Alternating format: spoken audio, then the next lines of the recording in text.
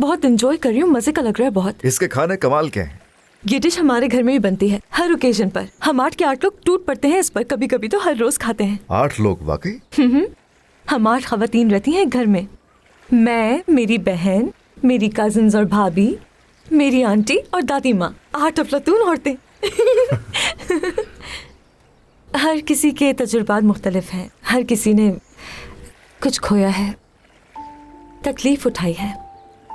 यही बात हमें जोड़ती है। अकेलापन है मगर हम अकेले नहीं। बहुत बड़ी फैमिली है। It's awesome. बड़ी फैमिलीज मुझे बहुत पसंद है। अपनी फैमिली का बताएं। मेरी फैमिली में कोई भी नहीं रहा, मैं अकेला हूं। अफसोस हुआ मुझे। Thank you. बचपन ही में बाबा को खो दिया था। मेरी आंटी ने संभाला हमें, मुझे और मेरी बहन को। वैसे हमारी दादी माँ भी हयात है मगर हमारी आंटी माँ की तरह है। अम्मी हयात है ना तुम्हारी? पता नहीं, यानी होंगी हयात। वो बचपन में ही छोड़ गई थी हमें। शायद आपको अजीब लगे ये बात।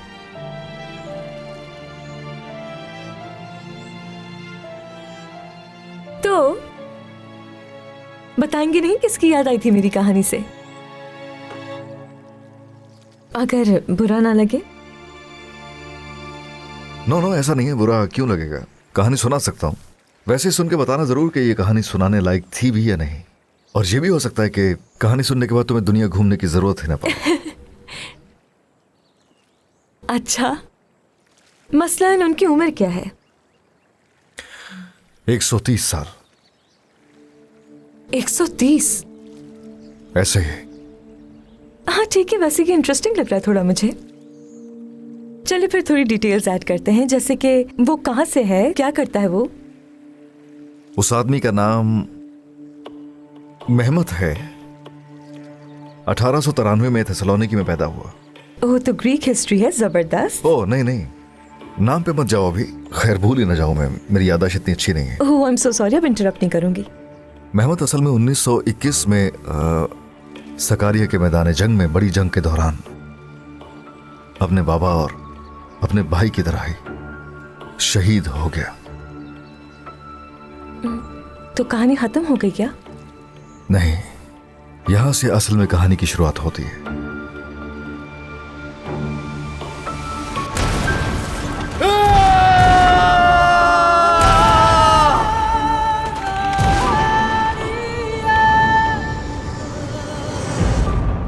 मेहमत को गोली लगने के बाद एक बहुत बड़ा मौजज़ा हुआ। उसे दफनाने से ठीक पहले उसने अपनी आंखें खोल दी,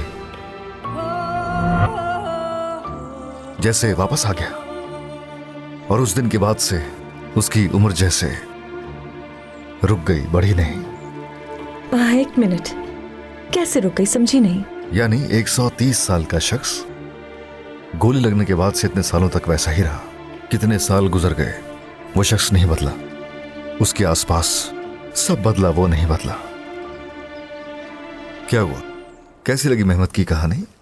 मुझे तो ये फैंटेसी स्टोरी लग रही है। क्या अभी बनाई आपने ये?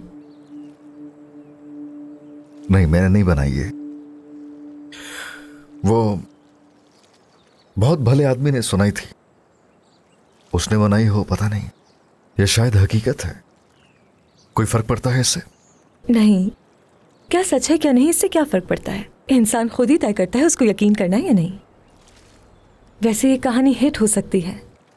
130 साल का बुजुर्ग इंसान जो 130 साल से जिंदा है, 130 साल जिए हैं उसने। क्या कुछ सोचता होगा, क्या महसूस करता होगा? ये शायद बुरा हुआ उसके साथ। यानी मैं सोच रही हूँ कि उसके इर्द गिर्द तो सब कुछ बदलता रहता होगा। एकदम उसकी जिंदगी बदल जाती होगी। अपने प्यारों को खो दिया होगा कितनी बार, कितनी तकलीफें उठाई होंगी। ये सब कुछ झेलना आसान नहीं है। वो सोचता होगा हर रोज सुबह उठकर आखिर वो करे क्या, क्या मकसद है उसकी जिंदगी का। आखिर वो अब तक किसके लिए जिंदा है? क्या कभी उसे अपना सच्चा प्यार मिल भी पाएगा?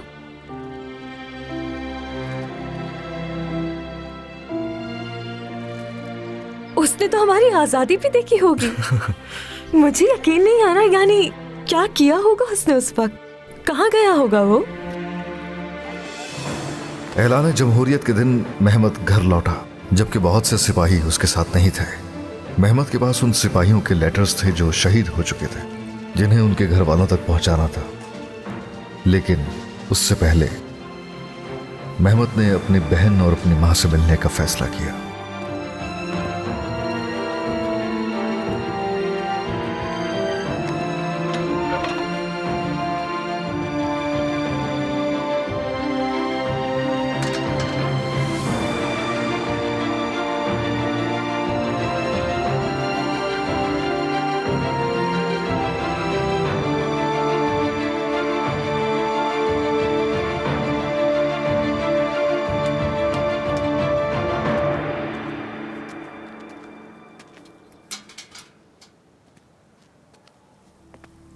जनाब,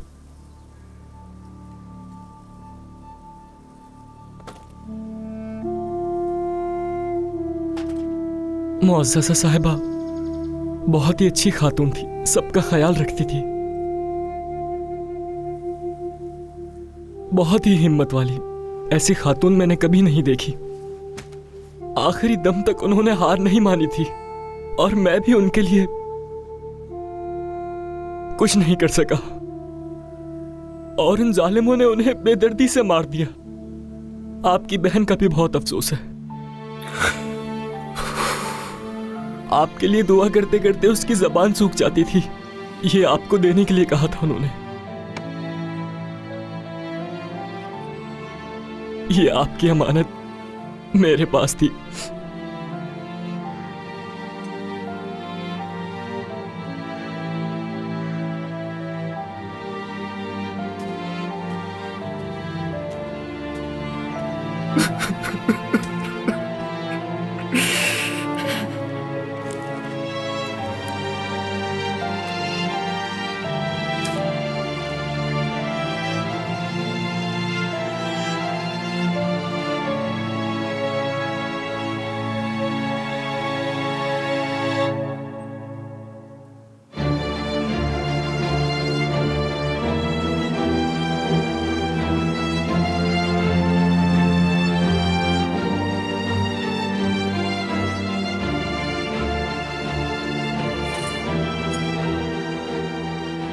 वो दिन था जब महमद ने शोहदा के घर वालों को उनके लेटर्स पहुंचाने का फैसला तर्क कर दिया, क्योंकि वो लेटर्स उनके लिए सिवाय रंजो अलम के और कुछ नहीं थे। उसके अंदर शायद हिम्मत नहीं बची थी कि वो शोहदा के घर वालों की आंखों में आंसू देख सके। एक ही सवाल बार बार उसके जहन में आ रहा था कि वो खुद अभी तक जिंदा क्यों है, जैसे वो खुद को कसूरवार समझता था। यूं ही दिन गुजरते रहे। हर रात उसकी 2:28 पर आंख खुल जाती थी। जंग खत्म हो चुकी थी, लेकिन अभी तक उसके अंदर की जंग जारी थी। उसे एक मकसद की जरूरत थी, एक ऐसा मशगला जो उसे जिंदगी से जोड़े रखता। फिर 1 साल यूं ही गुजर गया और आखिरकार महमद को वो मंजिल मिल गई जिसकी वो तलाश में था। जब उसने खुद मुस्तफा कमाल पाशा के हाथों तमगाए इस्तकलाल हासिल किया तो पाशा ने उसे एक नया काम सौंप दिया। उन्होंने चाहा कि वो जर्मनी जाए, ज़राअत की तालीम हासिल करे और फिर वापस आए। आपने मुझ पे भरोसा किया, ये मेरे लिए बाइस इज्जत है।